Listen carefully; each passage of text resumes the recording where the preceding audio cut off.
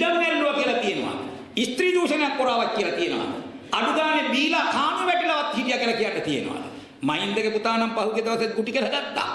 අපි මේ 159ක් ඉන්න ආණ්ඩුවේ මොකුත් චෝදනාවක් තියෙනවා. මොකුත් චෝදනාවක් නැහැ. දැන් අපිට තියෙන චෝදනාව මොනවාද? ඔය විරුද්ධවාදීන් නගන්නේ සිල්ලර කෑලි. අපිට මොනවාද කියන්නේ? ජාතික ජන බලවේගයේ ආණ්ඩුව ආවට පස්සේ රිලව් වැඩියෙන් පැටවු ගහලාලු. රිලව් වැඩි වීම අපේ ප්‍රශ්නයක්. මේ ආණ්ඩුව බිහි වෙන දවස්වල හාල් හිඟයක් ආවා. හාල් මිල ගියා. ඒ හින්දා ඒකට අපිට චෝදනා කරනවා ඔන්න දැන් ඇවිල්ලා මාසෙයි හාල් නිගයි. ඇත්ත පිළිගන්නවා. හැබැයි මාසෙන් බිත්තර වී වර්ගයක් හොයාගත්තේ නෑ මාසෙන් පළදරන ටිකක්.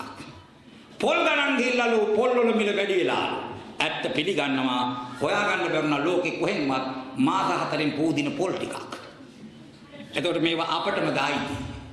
අපි වැඩේ බාර ගන්න. ඒක අපි බාර ගන්න. අරක හොයාගන්න බැරි වුණා.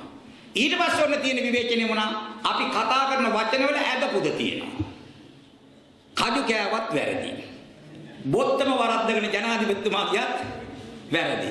මේවා මං අහන්නේ මේ ආණ්ඩුවක් එපා වෙන්න වැරදි. මාධ්‍ය පාවිච්චි කරන ඒවා. දැන් අපේ ජනාධිපතිතුමා ওই සමුළුවකට යනකොට බොත්තම පොඩ්ඩක් පටලවිලා දාගෙන ගියා.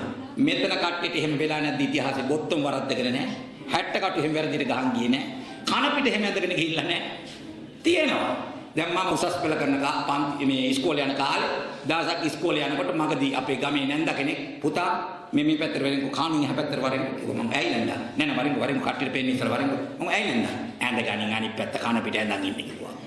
ඉතින් ඔහොම තියෙනවා අපේ හාමුදුරුවෝ. ඒවා මේ මහා මේ හොරකම් වංචා ඉඩම් ඇල්ලි බාර්ලයිසන් ගත්ත ඒවා නෙවෙයි.